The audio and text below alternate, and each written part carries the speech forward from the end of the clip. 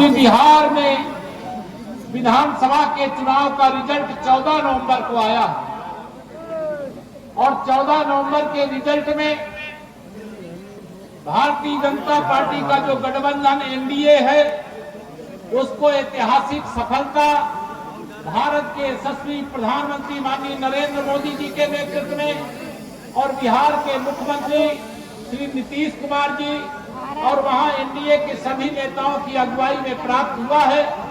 मैं इसके लिए आज झांसी की धरती से, बुंदेलखंड की धरती से सबको बधाई देता हूं, शुभकामना देता हूं।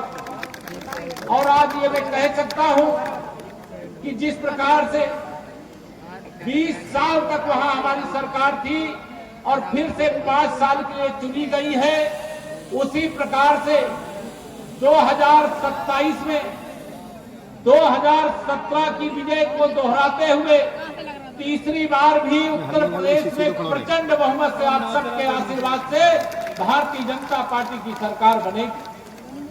आज जब यहाँ पर हम भारत रत्न लौह पुरुष सरदार वल्लभ भाई पटेल जी की 150वीं जयंती के अवसर पर आए हैं, तो आज के दिन उनको नमन करने के साथ हम जो राष्ट्रगीत हमारा है वंदे मातरम, उस वंदे मातरम के गायन की शुरुआत भी 150 साल पहले हुई थी और उस 150 साल पहले जब वंदे मातरम का गान होता था तो केवल वंदे मातरम का गान नहीं, भारत माँ की वंदना नहीं, माँ सरस्वती की केवल वंदना नहीं, माँ काली की ही केवल वंदना नहीं, वह एक संकल्प था, एक महामंत्र था, जिस महामंत्र का जाप करते हुए जहां हमारे स्वतंत्रता संग्राम सेनानियों ने अंग्रेजों के खिलाफ लड़ाई लड़ी, फांसी के फंदे को चूमा और देश से जिस धरा पे बुंदेलखंड में है, ये रानी लक्ष्मीबाई की धरा है, जहां पर मैं आया हूं, यह मैथिली शरण गुप्त जी जिनकी रचनाएं आज अजर और अमर है, उनकी धरती है। मैं आज यहां से ये कह सकता हूं, जब 150 साल वंदे मातरम मंत्र का गायन की शुरुआत की, रचना की शुरुआत के हुए और उस मंत्र का जाप करते हुए अंग्रेजों को खदेड़ दिया गया, तो इस देश से इस मंत्र का जाप करते हुए भ्रष्टाचार को भी खदेड़ देंगे, जंगल राज को भी खदेड़ देंगे, आतंकवाद को भी खदेड़ देंगे, तुष्टीकरण को भी खदेड़ देंगे, परिवारवाद और जातिवाद को भी खदेड़ देंगे। अपराध के लिए कोई स्थान नहीं होगा। यह भी 150 वर्ष के इस अवसर पर हम सबको मिलकर के संकल्प लेना। सरदार पटेल जी अगर नहीं होते तो मेरे साथियों आप सब जानते हैं क्या होता। अगर वो नहीं होते तो इसी भारत देश के अंदर 565 अलग देश बन गए होते और वहां अगर आपको जाना होता तो वीजा लेना पड़ता। लेकिन धन्य है सरदार पटेल जी, जिन्होंने देश की 565 रियासतों को भारतीय गणराज्य का हिस्सा बना करके देश के अंदर अलग अलग पाकिस्तान बनने से बचा लिया और हमारे देश को उस गौरवशाली स्थान पर पहुंचाया जिसकी हमें जरूरत थी। आज उनको नमन करते हैं, उस नमन के पीछे का एकमात्र उद्देश्य है मेरे भाई बहनों, कि अगर हम उनको याद नहीं करेंगे तो शायद हम अपने पुरखों के साथ, पूर्वजों के साथ न्याय नहीं करेंगे। लेकिन एक बात और आप सबके साथ शेयर करना चाहता, आजकल कांग्रेस का एक नेता श्री राहुल गांधी लगातार जब चुनाव में हार जाते थे पहले ईवीएम को दोष देते थे, आजकल वो वोट चोरी करने की बात करते हैं।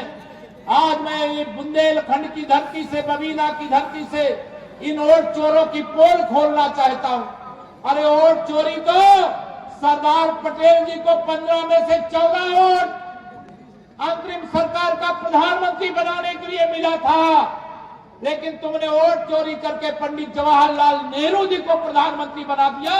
इसलिए इस देश के अंदर समस्याएं जो बची हुई है वह नेहरू जी के कारण बची हुई है। वोट चोरी तो आजादी स्वतंत्रता दिवस समारोह मनाने से पहले आपने शुरू किया। एक और वोट चोरी की पोल खोलना चाहता हूं कांग्रेसियों की। श्रीमती इंदिरा गांधी इसी उत्तर प्रदेश के रायबरेली से लोकसभा का चुनाव लड़ी थी, घोषित किया गया था। और जब विजयी घोषित किया गया तो मामला हाई कोर्ट पहुंचा। हाई कोर्ट ने जब जांच किया तो राज नारायण जी को विजयी माना और चुनाव रद्द कर दिया। और जब चुनाव रद्द कर दिया तो इस देश में इमरजेंसी लगाने का काम इन कांग्रेसियों ने किया था। मेरे भाई बहनों, आप सबको सजग और सावधान रहना चाहिए। आज माननीय नरेंद्र मोदी जी के नेतृत्व में देश आगे बढ़ रहा है। गरीब के जीवन में खुशहाली आ रही है। नौजवानों के उज्जवल भविष्य का रोड मैप इस प्रकार से तैयार किया गया है कि आने वाले समय में भारत विश्व की सभी क्षेत्रों में महाशक्ति के रूप में उभरने जा रहा है। हमारी माताएं बहनें जो इतनी बड़ी संख्या में आई, माननीय प्रधानमंत्री जी ने कहा है कि हम इस देश की नारी शक्ति को सशक्त बनाने का काम करेंगे। इसलिए भारत की संसद में उन्होंने कानून बनाया, नारी शक्ति बंधन अधिनियम। और उस कानून के आधार पर अब देश की लोकसभा और विधानसभा में 33% आरक्षण महिलाओं को देने का फैसला किया गया है। माननीय प्रधानमंत्री जी चूंकि गरीब माँ बाप के बेटे हैं, जो गरीबी की दर्द को जानता है वही गरीबों का दर्द दूर कर सकता है।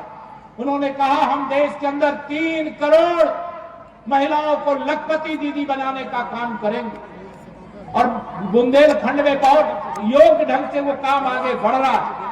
मैं आज ऐलान करना चाहता हूं कि हम उत्तर प्रदेश के अंदर 1 करोड़ लखपति दीदी बनाएंगे।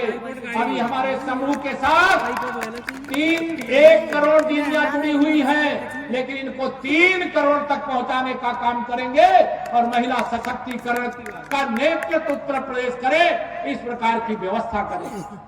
अभी हमारे प्रदेश के अंदर सर्वे हुआ है, बहुत सारे ऐसे परिवार हैं जिनके पास रहने का घर अभी भी नहीं था। माननीय प्रधानमंत्री जी ने, माननीय मुख्यमंत्री जी ने यह निर्देश दिया है हम लोगों को कि हम उत्तर प्रदेश को एक भी कच्चा घर, एक भी झुग्गी झोपड़ी नहीं रहनी चाहिए, ऐसा बनाएंगे। जिनको दे चुके हैं उनको बधाई, और जिनको नहीं मिला है उनको देने की तैयारी है। मैं आप सबको इस मंच से ऐलान करना चाहता हूं। हम जिन लोगों ने देश की स्वतंत्रता की लड़ाई लड़ी वो इसलिए नहीं लड़ी थी कि अगर हमारे देश के अंदर कोई गरीब है तो वो गरीबी में ही जीवन जीता रहे। उनके लिए अनेक योजनाएं आई हैं जिसका लाभ लोगों को मिल रहा है। आगे और बहुत सारी योजनाएं आने वाली हैं। मैं आज सब लोगों के सामने आज यहाँ पर जब सरदार पटेल जी की 150वीं जन्म जयंती के अवसर पर एकता यात्रा का आयोजन है, ऐसे समय में ये भी कहना चाहता हूं, ये विरोधी दल के लोग बहुत बौखला गए।